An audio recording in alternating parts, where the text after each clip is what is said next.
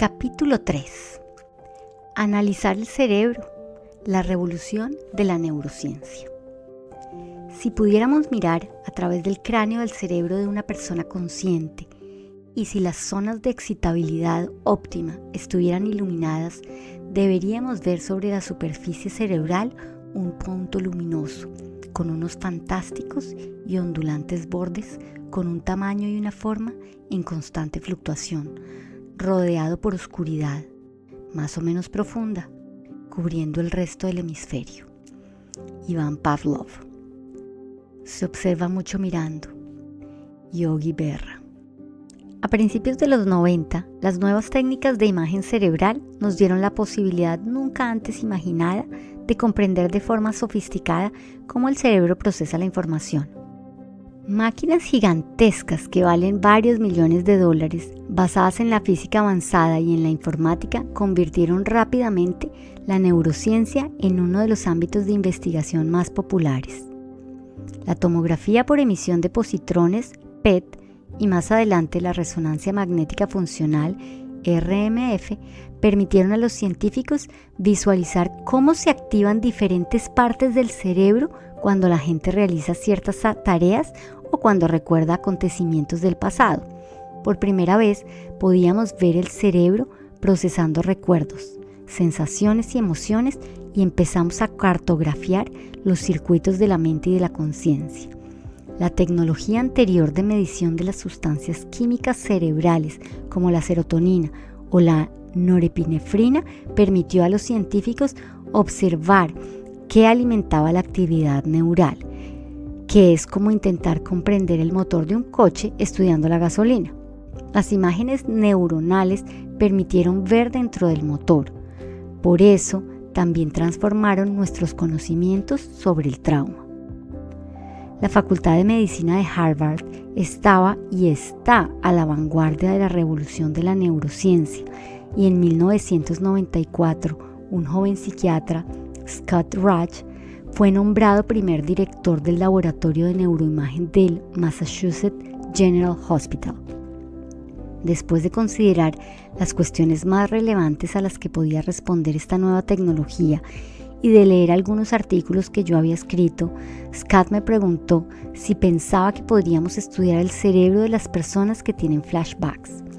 Yo había acabado recientemente un estudio sobre cómo se recuerda el trauma descrito en el capítulo 12, en el que los participantes me contaban constantemente lo angustiante que era verse asaltado repentinamente por imágenes, sentimientos y sonidos del pasado.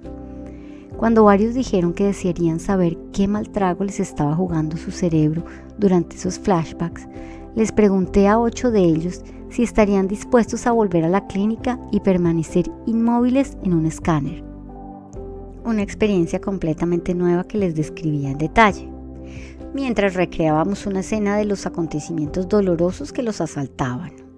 Para mi sorpresa, los 8 aceptaron, y la mayoría expresó su esperanza de que lo que descubriéramos sobre su sufrimiento pudiera ayudar a otras personas. Mi asistente de investigación, Rita Fisler, que trabajó con nosotros antes de matricularse en la Facultad de Medicina de Harvard, se sentó con todos los participantes y construyó minuciosamente un guión que recreaba su trauma momento a momento. Deliberadamente intentamos recopilar fragmentos aislados de su experiencia, imágenes, sonidos y sentimientos concretos, en lugar de toda la historia, porque así es como se experimenta el trauma. Rita también pidió a los participantes que describieran una escena en la que se sintieran seguros y bajo control. Una persona describió su rutina matinal, otra sentarse en el porche de una granja de Vermont mirando las colinas. Posteriormente usaríamos este guión para un segundo escáner, para obtener una medición basal. Una vez que los participantes comprobaban la precisión de los guiones, leyéndolos en silencio, menos abrumador que escucharlos o pronunciarlos, Rita preparaba una grabación que reproducíamos mientras estaban en el escáner. Este sería un guión tipo: tienes 6 años y estás a punto de acostarte. Escuchas a tu madre y a tu padre gritándose. Estás aterrorizado y tienes un nudo en el estómago. Tú y tus hermanos pequeños estáis apiñados en lo alto de las escaleras. Miras por encima de la barandilla y ves a tu padre sujetando a tu madre por el brazo mientras ella lucha para liberarse. Tu madre está llorando, escupiendo y bufando como un animal. Se te enciende el rostro y sientes mucho calor por todo el cuerpo. Cuando tu madre se libera, corre hacia el salón y rompe un jarrón chino muy caro. Gritas a tus padres que paren, pero te ignoran. Tu madre corre escaleras arriba y escuchas cómo rompe el televisor. Tus hermanos pequeños intentan ayudarla a esconderse en un armario. Tu corazón late con fuerza y estás temblando. En esta primera sesión explicábamos el propósito del oxígeno radioactivo que respirarían los participantes. Al activarse más o menos metabólicamente algunas partes de su cerebro, su nivel de oxígeno cambiaría inmediatamente, lo cual sería registrado por el escáner. Nosotros controlaríamos su presión sanguínea y el ritmo cardíaco a lo largo de todo el proceso, para poder comparar esos signos fisiológicos con la actividad cerebral. Al cabo de unos días, los participantes vinieron al laboratorio de imagen. Marsha, una maestra de 40 años de un suburbio de Boston, fue la primera voluntaria en hacerse el escáner. Su guión la transportaba 13 años atrás, hasta el día en que fue a recoger a su hija de 5 años, Melissa, de un campamento diurno. Al salir, Marsha escuchó un pitido insistente, indicándole que el cinturón de Melissa no estaba bien abrochado. Al intentar Marsha abrocharlo bien, se saltó un semáforo en rojo. Un coche chocó contra el suyo por la derecha, matando al instante a su hija. En la ambulancia hacia el hospital, el bebé de 7 meses que Marsha llevaba en el vientre también falleció. De la noche a la mañana, Marsha pasó de ser una mujer feliz, que era la alegría de todas las fiestas, a una persona torturada y deprimida, llena de culpabilidad. Dejó de dar clases para pasar al departamento de administración de la escuela, porque trabajar directamente con niños le resultaba insoportable. Como les pasa a muchos padres que han perdido a sus hijos, las sonrisas felices de los niños se convierten en potentes detonantes. Incluso, escondida detrás de la burocracia, apenas lograba superar el día a día. En un intento inútil de mantener sus sentimientos a raya, trabajaba de día y de noche. Yo estaba al lado del escáner, mientras Marsha estaba dentro, y podía seguir sus reacciones fisiológicas en un monitor. En el momento en que empezamos a reproducir la cinta, su corazón empezó a acelerarse y su presión sanguínea subió mucho. El simple hecho de escuchar el guión activaba las mismas respuestas fisiológicas que ocurrieron durante el accidente 5 años atrás. Cuando terminó la cinta y el ritmo cardíaco y la presión sanguínea de Marsha volvieron a la normalidad, reprodujimos el segundo guión: salir de la cama y lavarse los dientes. En esta ocasión, su ritmo cardíaco y la presión sanguínea no cambiaron. Al salir del escáner, Marsha parecía derrotada, fuera de sí y paralizada. Respiraba superficialmente, con los ojos bien abiertos y los hombros encorvados. La viva imagen de la vulnerabilidad y la indefensión. Intentamos reconfortarla, pero me preguntaba si algo de lo que habíamos visto compensaría su aflicción. Después de que los 8 participantes siguieran el mismo proceso, Scott Rudge se puso a trabajar con sus matemáticos y sus estadísticos para crear imágenes compuestas que compararan la activación creada por los flashbacks con el cerebro en situación neutra. Al cabo de algunas semanas me envió los resultados que verán a continuación. Me puse los escáneres en la nevera de mi cocina y durante los meses siguientes los miré cada tarde. Se me ocurrió que así era como los primeros astrónomos debían sentirse al mirar por el telescopio una nueva constelación. Había algunos puntos y colores confusos en el escáner, pero la mayor área de activación cerebral, una gran zona roja en el centro inferior derecho del cerebro, que es el área límbica o cerebro emocional. No fue ninguna sorpresa. Ya sabíamos que las emociones intensas activan el sistema límbico, en concreto un área de este llamada amígdala. Dependemos de la amígdala para que nos avise de los peligros inminentes y para activar la respuesta del estrés del cuerpo. Nuestro estudio mostraba claramente que cuando a las personas traumatizadas se les muestran imágenes, sonidos o ideas relacionados con su experiencia particular, la amígdala reacciona con alarma, incluso como en el caso de Marsha, 13 años después del acontecimiento. La activación de este centro del miedo desencadena la cascada de hormonas del estrés e impulsos nerviosos que elevan la presión sanguínea, el ritmo cardíaco y el consumo de oxígeno, preparando al cuerpo para escapar o luchar. Los monitores conectados a los brazos de Marsha registraban este estado fisiológico de agitación, aunque nunca perdió totalmente de vista que estaba tranquilamente tumbada en el escáner. Un horror indescriptible. Nuestro hallazgo más sorprendente fue una mancha blanca en el lóbulo frontal izquierdo de la corteza cerebral, en una región llamada área de Broca. En este caso, el cambio de color significaba que había una importante disminución en esa parte del cerebro. El área de Broca es uno de los centros del habla del cerebro que suele verse afectada en pacientes de ictus cuando se corta el riego sanguíneo hacia esta región.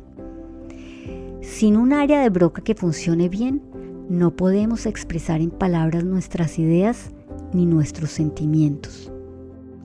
Nuestros escáneres mostraron que el área de Broca se desconectaba cuando se desencadenaba un flashback. En otras palabras, obtuvimos una prueba real de que los efectos del trauma no son necesariamente diferentes de los efectos de las lecciones físicas como los ictus y que pueden superponerse con estas. Todos los traumas son preverbales. Shakespeare capta este estado de terror indescriptible en Macbeth, cuando se descubre el cadáver del rey asesinado. ¡Oh! Horror, horror, horror. Ni la lengua ni el corazón pueden concebir ni nombrar esto. La confusión acaba de hacer su obra maestra.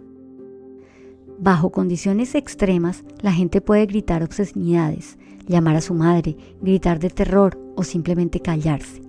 Las víctimas de ataques y de accidentes permanecen mudas y paralizadas en las urgencias. Los niños traumatizados se quedan sin lengua y se niegan a hablar. Fotografías de soldados de combate muestran a hombres con la mirada vacía mirando en silencio hacia el vacío. Incluso, años después, a las personas traumatizadas les cuesta muchísimo contar a los demás lo que les ha sucedido.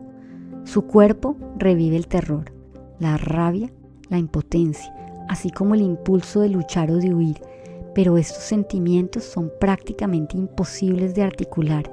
Por naturaleza, el trauma nos lleva al borde de la comprensión, desconectándonos del lenguaje basado en la experiencia común o en un pasado imaginable. Esto no significa que las personas no puedan hablar de una tragedia que les haya ocurrido. Tarde o temprano, la mayoría de los supervivientes, como los veteranos del capítulo 1, elaboran lo que muchos llaman una historia de portada, que ofrece algunas explicaciones de sus síntomas y su comportamiento para consumo del público. Estas historias, sin embargo, en raras ocasiones, captan la verdad interna de la experiencia. Es sumamente difícil organizar las experiencias traumáticas propias en un relato coherente, en una narración con un inicio, un desarrollo y un final.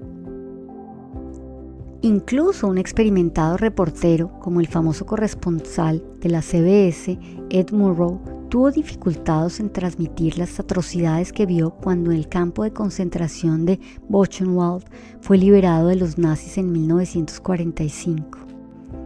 Ruego que crean lo que he dicho. He contado lo que vi y oí, pero solo una parte de ello. Para la mayoría de las cosas, no tengo palabras.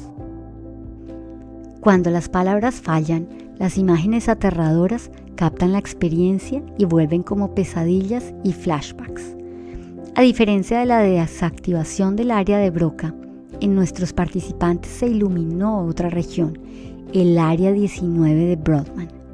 Es una región de la corteza visual que registra las imágenes cuando entran por primera vez al cerebro. Nos sorprendió ver la activación cerebral en esta área tanto tiempo después de la primera vivencia del trauma.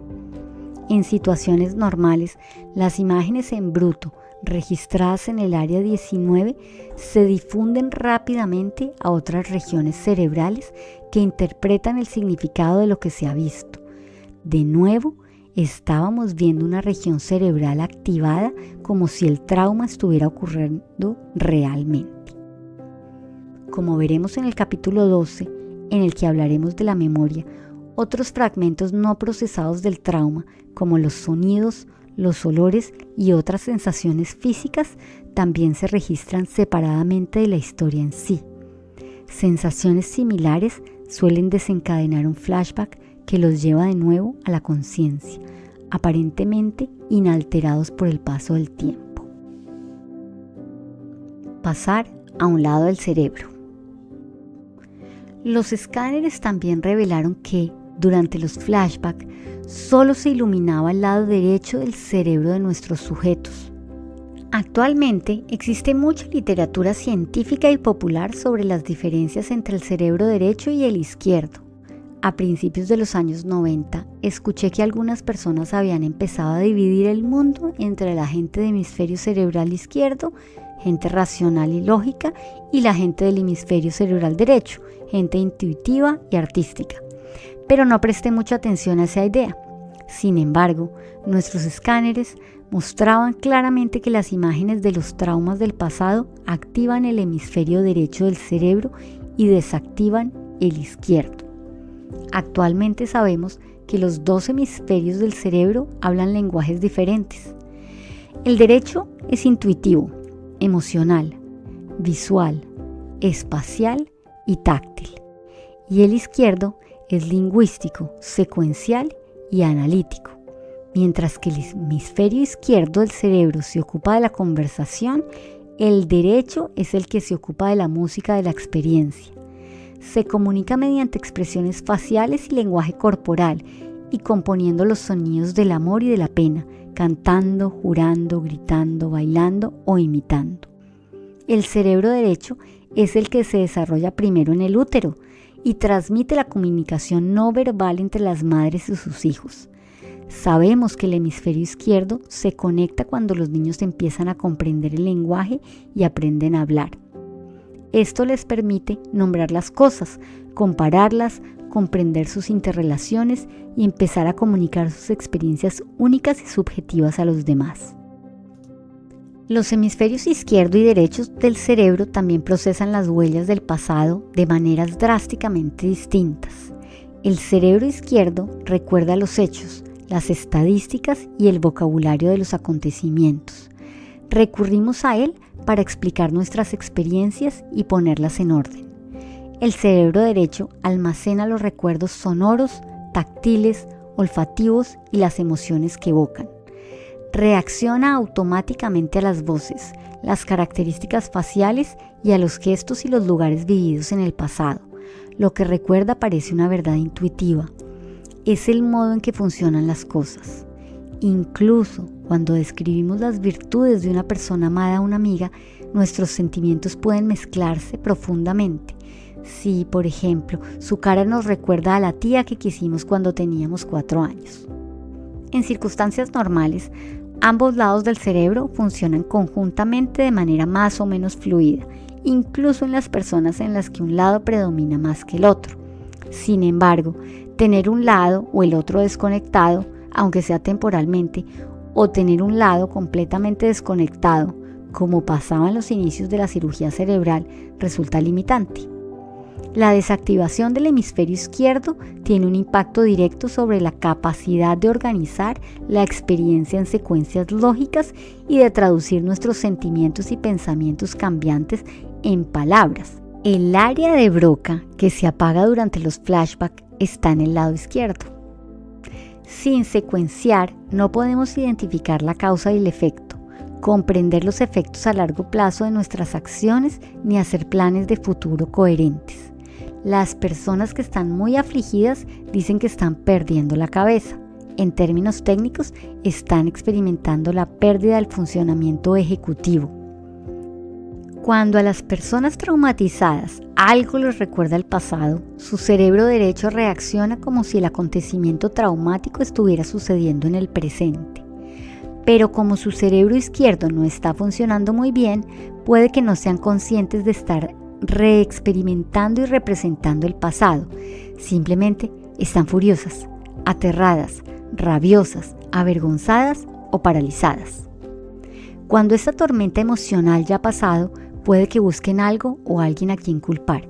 Se han comportado así porque nosotros hemos llegado 10 minutos tarde, o porque nosotros hemos quemado las patatas, o porque tú nunca me escuchas. Evidentemente, la mayoría hemos hecho esto alguna vez, pero cuando se nos pasa, solemos admitir nuestro error. El trauma interfiere con este tipo de conciencia y con el tiempo nuestra investigación ha demostrado por qué. ¿Atrapados en la lucha o en la huida? Lo que le sucedió a Marsha en el escáner poco a poco empezó a tener sentido. 13 años después de su tragedia, activamos las sensaciones, los sonidos y las imágenes del accidente que seguían almacenados en su memoria. Cuando estas sensaciones salieron a la superficie, activaron su sistema de alarma que hizo que reaccionara como si estuviera otra vez en el hospital escuchando que su hija había fallecido. El paso de esos 13 años quedaba borrado. El ritmo cardíaco acelerado y el aumento de la presión arterial reflejaban su estado de alarma agitado. La adrenalina es una de las hormonas críticas para ayudarnos a luchar o a escapar en situaciones de peligro. El aumento de adrenalina fue el responsable de la drástica aceleración del ritmo cardíaco y del aumento de presión sanguínea de nuestros participantes mientras escuchaban la narración de su trauma. En condiciones normales, la gente reacciona a una amenaza con un aumento temporal de las hormonas del estrés. En cuanto a la amenaza desaparece, las hormonas se disipan y el cuerpo recupera la normalidad. Las hormonas del estrés de las personas traumatizadas, en cambio, tardan mucho más a volver al nivel basal y crean picos rápida y desproporcionadamente en respuesta a unos estímulos ligeramente estresantes. Entre los efectos insidiosos de tener las hormonas del estrés permanentemente elevadas figuran problemas de memoria y de atención, irritabilidad y trastornos de sueño. También contribuyen a muchos problemas de salud a largo plazo, en función del sistema corporal más o menos vulnerable de cada persona. Ahora sabemos que existe otra respuesta posible ante la amenaza que nuestros escáneres todavía no pueden medir. Algunas personas simplemente recurren a la negación. Sus cuerpos registran la amenaza, pero su mente consciente sigue como si no hubiera pasado nada. Sin embargo, aunque la mente puede aprender a ignorar los mensajes del cerebro emocional, las señales de alarma no se detienen. El cerebro emocional sigue funcionando y las hormonas de estrés siguen mandando señales a los músculos para que se tensen para actuar o se inmovilicen colapsados.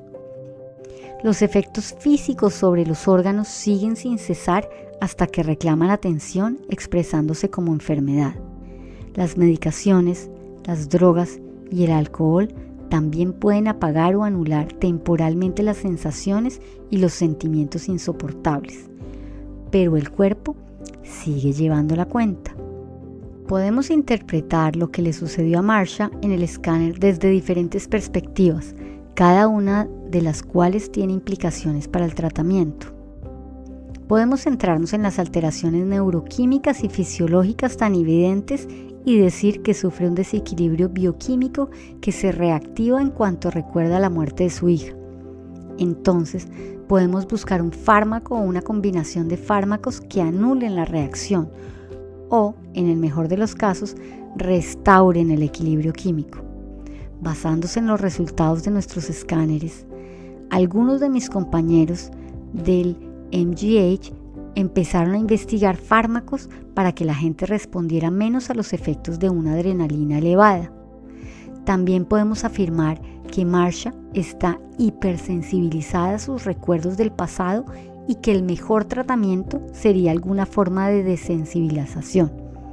Después de repetir una y otra vez los detalles del trauma con un terapeuta, sus respuestas biológicas podrían anularse, de manera que pudiera darse cuenta y recordar que eso era entonces y esto es ahora, en lugar de revivir la historia una y otra vez. Durante 100 años o más, todos los manuales de psicología y de psicoterapia han sugerido que el hecho de hablar sobre los sentimientos angustiantes puede resolverlos. Sin embargo, como hemos visto, la propia experiencia del trauma se entromete en nuestra capacidad de hacerlo.